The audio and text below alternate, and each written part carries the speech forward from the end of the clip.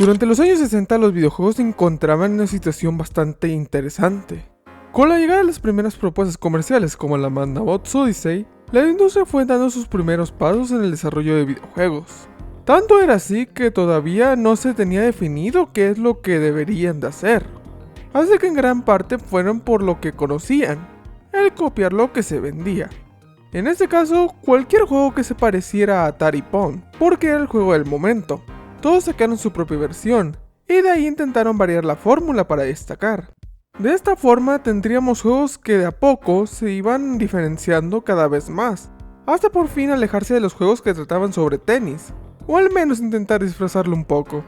Se podría decir que en gran parte todos partieron de un mismo punto de origen, para ir desarrollando sus propias variantes. Estaban haciendo algo similar, sí, pero de algún lugar tenían que partir. Sin embargo, ¿cómo reaccionarían si les cuento que hubo una compañía que dio un paso más adelante? No tan solo hicieron un juego similar, sino que tomaron el original y lo modificaron para hacer su propia versión comercial del juego. El resultado tras esto generó una batalla legal, un personaje que lo más seguro jamás volverá y una conversación acerca de los derechos de autor en los videojuegos. El día de hoy vamos a ver la historia detrás de Miss Pac-Man. Todo comienza a inicios de los años 80, con tres compañeros que estudiaban en el MIT, Steve Golson, Doug McCree y Kevin Curran.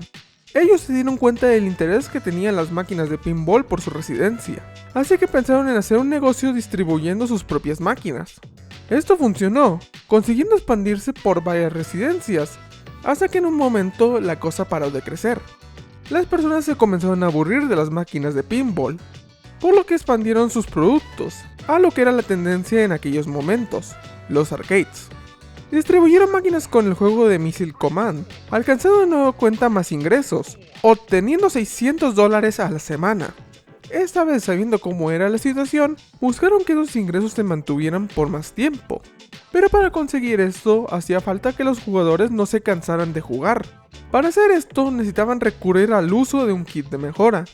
Un kit de mejora era, por así decirlo, una pieza que le permitía a los operadores actualizar los videojuegos arcade.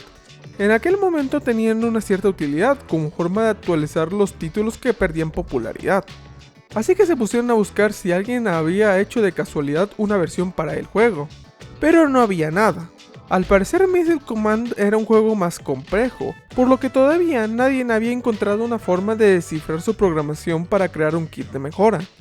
Viendo esto decidieron que si no había ninguna, ellos harían el suyo. En 1981 sacaron su versión del juego, llamada Super Missile Attack.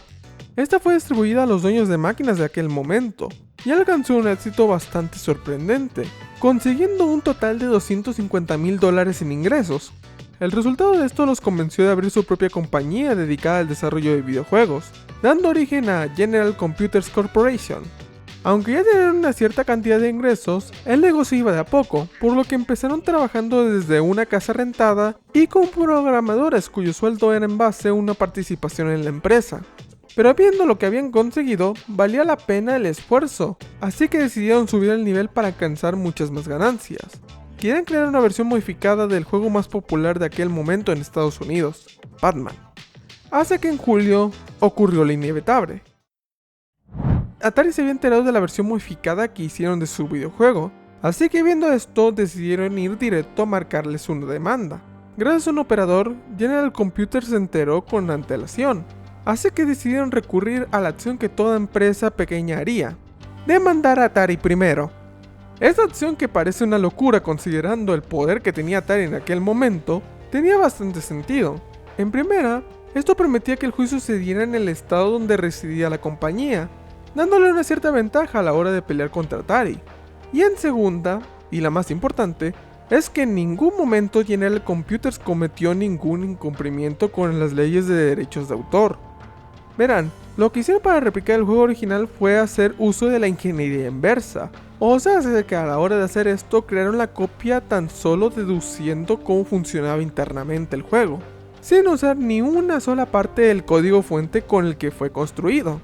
En el caso de que Atari usara el argumento del robo de propiedad intelectual, la corte lo más seguro daría favor a General Computers, ya que aunque era evidente que eran el mismo juego, los conceptos como los géneros de videojuego no son algo a lo que le puedes poner derechos de autor.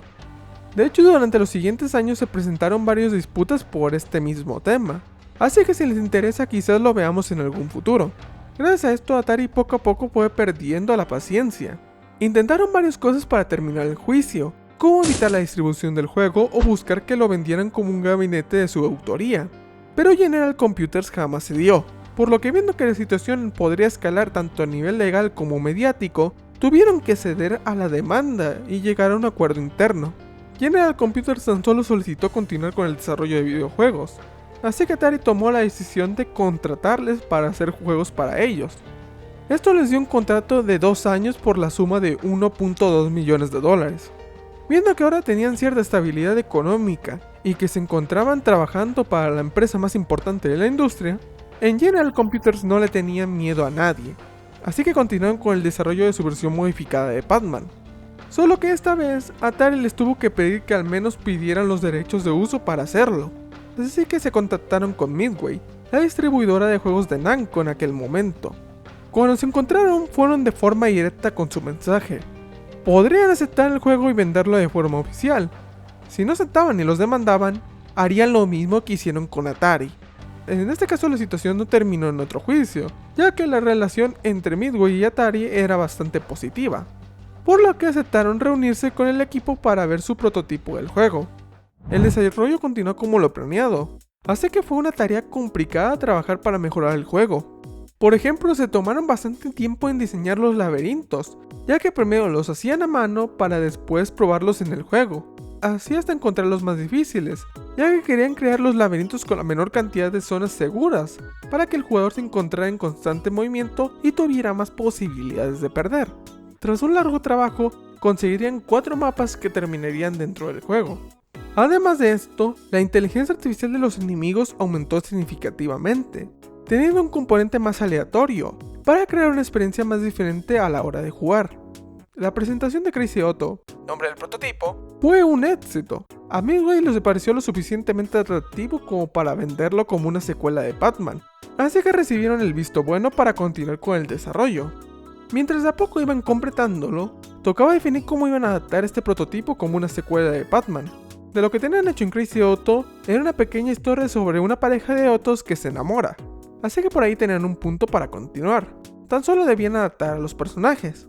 El primer nombre que recibió el juego sería Super Pac-Man, pero más tarde fue descartado, y en tan solo un lapso de 2 semanas, el juego pasaría de ser protagonizado por Pac-Man a ser protagonizado por Pac-Woman, para que después de eso volvieran a cambiarle el nombre y tuviéramos a Miss Pac-Man. De aquí en adelante se centraron en modificar los sprites que tenían en el juego, para adaptarlos a los que tenía Pac-Man. Originalmente Miss Pac-Man iba a tener cabello, pero en el momento que le presentaban el diseño al presidente de Namco de aquel momento, pidió que no lo tuviera. Gran parte de los agregados característicos en el diseño vinieron de parte de Midway. En sí esta fue una de las partes más complicadas del desarrollo, porque les iban pidiendo cambios una y otra vez, hasta que por fin tras un largo desarrollo de 6 meses, finalmente habían terminado el juego. En febrero del 92, Midway anunció el próximo lanzamiento del videojuego, y la noticia generó interés en el público, a tal punto que cuando salió, se volvió uno de los juegos arcade más vendidos, alcanzando un total de 117,000 gabinetes. El personaje saldría en básicamente todos lados, y tomaría una relevancia similar a su contraparte. Tras esto, General Computers había conseguido su mayor éxito hasta el momento, sobrepasando todas las adversidades, y por fin se encontraban en un gran momento, en la cima del desarrollo de videojuegos. Durante aproximadamente un año, ya que como todos saben, Atari provocó una crisis en Estados Unidos en el 93, lo cual causó que muchas compañías quebraran o se fueran distanciando del medio, entre ellas General Computers, que después de terminar sus acuerdos contractuales con Atari y hacer Pac-Man Jr., se retiraron parcialmente de la industria en busca de algo más estable, participando tan solo en el desarrollo del hardware para el Atari 7800 en 1986. De ahí se fueron directo a la venta de periféricos para computadora y después de ello impresoras láser. Tanto los mantuvieron presentes para hacer la segunda cosa en la que fueron expertos, meterse en temas de derechos de autor. Ya que Namco y Midway no le dieron ni un centavo de las ganancias obtenidas por el personaje en otros medios en el 82, General Computers los demandó. Eso terminó en otro conflicto, que dio como resultado que el personaje no pudiera ser utilizado sin el permiso de todas, lo cual más adelante provocó otra demanda, cuando Namco volvió a lanzar el juego en el año 2000 sin consultarlo con General Computers, ya que ni siquiera se acordaban que el personaje no les pertenecía al completo. Después de esto se volvieron a dar las paces, hasta que en 2019 Bandai Namco se cansó de pagar regalías por Miss Pac-Man y se creó un nuevo personaje, dejando posiblemente a Miss Pac-Man sin ninguna participación a futuro en la franquicia. Sí, la verdad es que la historia no termina muy bien que digamos. El caso de Miss Pac-Man es bastante sorprendente, porque llegó un momento tan justo para los videojuegos que fue increíble cómo una compañía que residía en una casa alquilada logró evadir a dos de las mayores compañías de aquel momento. Si a algún estudio se le ocurriera hacer algo así en la actualidad, lo más seguro es que no tardaría ni un segundo en llegarles una carta de cese o los demandamos hasta por todo lo que tienen. En cierta forma esto ha tenido un impacto bastante interesante al día de hoy, porque aunque los mods en los videojuegos son un tema más complicado de tratar, hay empresas que sus franquicias populares nacieron o se popularizaron gracias a eso, mientras que otras los repudian o toman acciones contra ellos cuando les afectan de alguna forma. Quizás Miss Pac-Man no sea el ejemplo más claro al tener cambios pequeños y una implementación diferente, pero demostró un poco del impacto que tiene la mejora en los videojuegos. Por cierto, quiero felicitar a Milsan Froste y a José Antonio por adivinar el tema de esta semana. Cada lunes pongo una pista en el apartado de la comunidad, por si les interesa participar en la dinámica. Ahora sí, sin nada más que decir, me despido. Chao.